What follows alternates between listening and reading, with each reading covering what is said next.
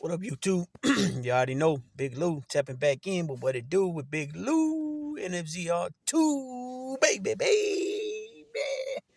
Anyways, this is just a little reaction video. I guess you can call it a reaction video, but it's also talking a little something about myself, and others like me or like us when I get to the individual that I seen in this video. So it was Gillie the kid.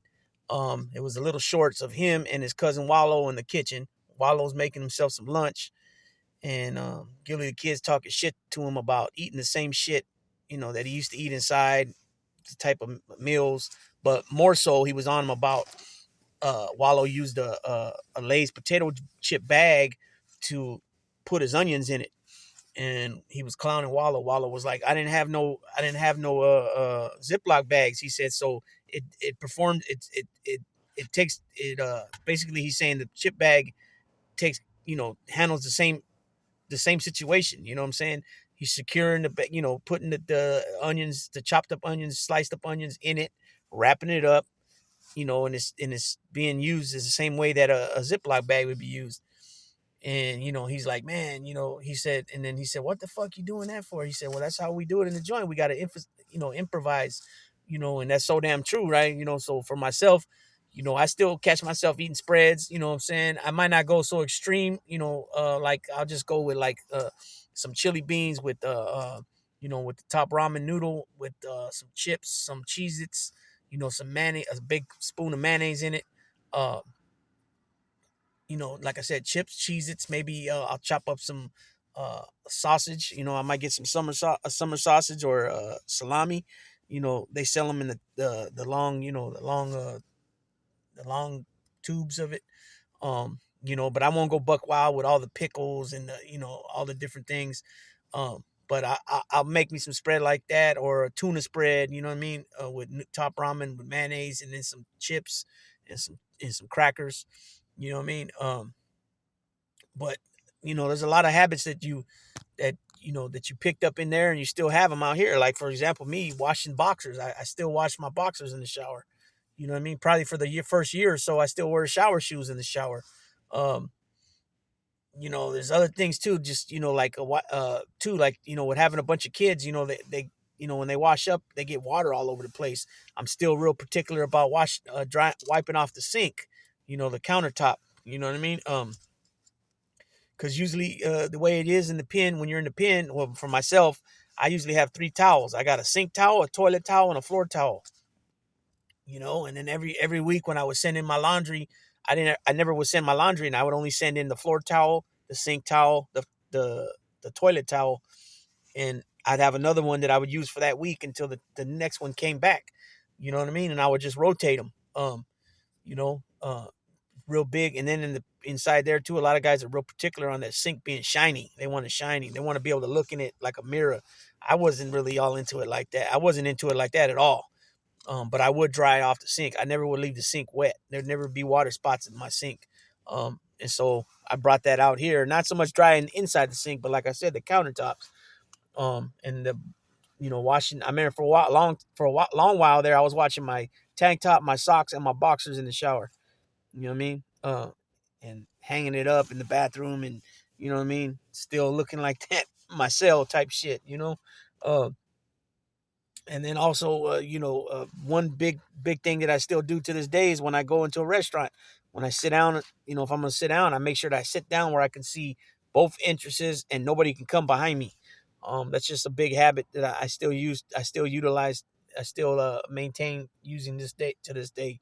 So this is just a short little video about some of the habits we pick up in the joint, and we bring them out here and we don't let go of them. I remember hearing a story about this lady's dad got out.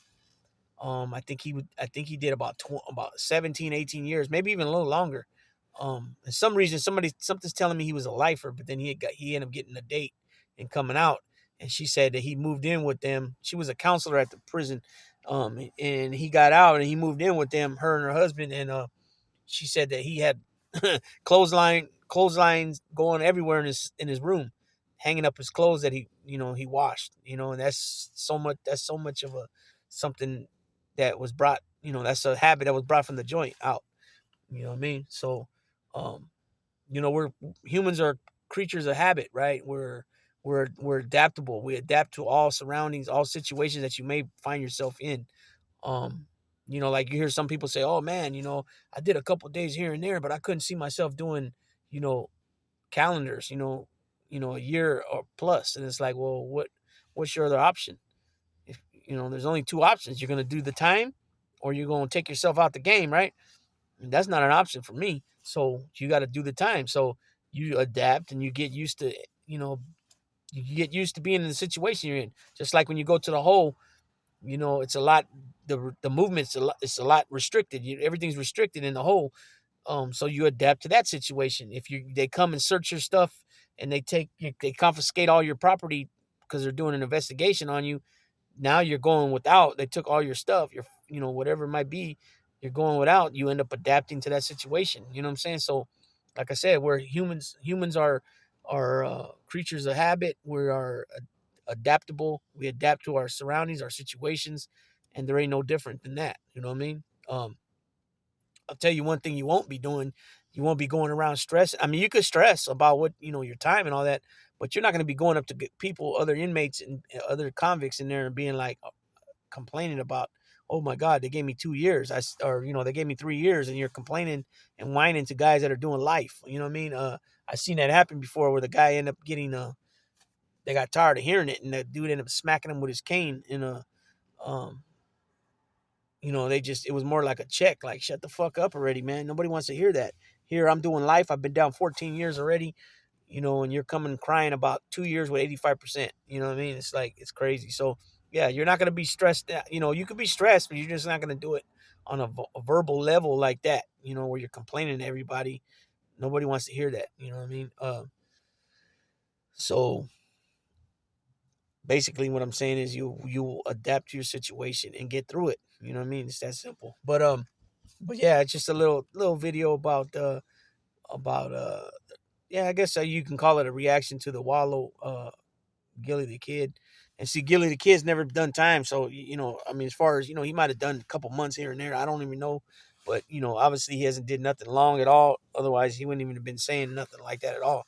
Anybody that's done time would have automatically understood and got what was going on there with Wallow and what he was trying to do with using the chip bag. I've had to do that many times. You open up your summer sausage in there, or your pickle, and you don't use the whole thing, so you end up wrapping it up. You know what I mean? Usually you try to get either some type of rubber band if you can. If not, you get those cheap ass gloves and you rip off the wrist part, or you take you rip your piece off your sock and you make a rubber band out of it. um, and you seal it. You know what I mean? You wrap it up and seal it. A lot of times you might have to use a package from something else, another item to you know to put whatever it is you're trying to keep fresh. And keep it from getting dirty or anything falling on it, hair, dust, whatever it is. So I've been there many times too. Same thing with, like, when you're making something to eat and you don't have, like, in a county jail, you're only allowed to get these small bowls. And I've been to other county jails, you can't get bowls at all. You only can get cups. So you need to find something to cook in. So sometimes the officers, the deputies, or the COs will be cool and give you some bags to cook in. Sometimes, most of the time, they won't. So you got to improvise, right? So what you do is, your chip bags, when if they're pretty much gone, the end of it, or that's like what's left is what you guys are going to use for that meal. You'll dump those chips out and maybe into one of your bowls, and then use the bag to cook in. You know what I'm saying? And then wrap it in a towel. That way it stays warm and it marinates, right? It marinates and cooks. You know what I mean? Because the longer you let, like, say for example, if you're gonna cook two noodles or three noodles, three separate top ramens, if you let them sit for about 10 minutes, compared to if you only let it sit for 2 minutes, it blows up more. And anybody that done time, or not even so much done time, but just cook top ramen a lot, they'll know what I'm talking about. So 10 minutes, letting it sit for 10 minutes compared to letting it sit for 2 minutes makes a big difference. You know what I mean? Usually, a lot of times county jails, the commissary is expensive compared to the canteen in prison. I mean, a lot of times you're talking like 3-to-1 prices. So, like, for example, top ramen in the pen, you can get them from the canteen for like 25 cents a piece, and usually in County jails, they're anywhere from $1 to $1.50 a piece. You know what I mean? So that's more than 3 to 1. Um, Bag of beans in commissary in the county jail is about $2.50. At the canteen in prison, they're about $1.10. You know what I mean? So again, it's a big difference. So you if you're gonna be eating fat, you got to have a lot of money, to be going to commissary and jail. You know what I mean? Prison, a good $40 to $60. You can do really well with that. Um, if you're going like 100 in the pen, you're doing very good. Um, if you're not ever trying to go to like chow ever, then a good 150 up is gonna will do you good. Um, there ain't no such thing as sleeping in when you're active in California prison system. With your group segment, you're getting up in the morning at 5:30, 6 o'clock in the morning, and maybe you'll be allowed to get an hour nap sometime after noon, but both you and your cellie can't be sleeping at the same time, one up, one down. Um and then you can kick off your boots, your shoes at bar lock, which is usually around 9, after the last count, which is usually 9 o'clock. um and then you can kick your shoes off. It's permitted. Very, very structured in there. You know what I mean, and all that type of stuff. That'll be another video for another day. But with that being said, big loose tail and tap on out. Hopefully everything goes right. I'll be going to the bully show here soon, and I'll be dropping some content over there. All right, peoples.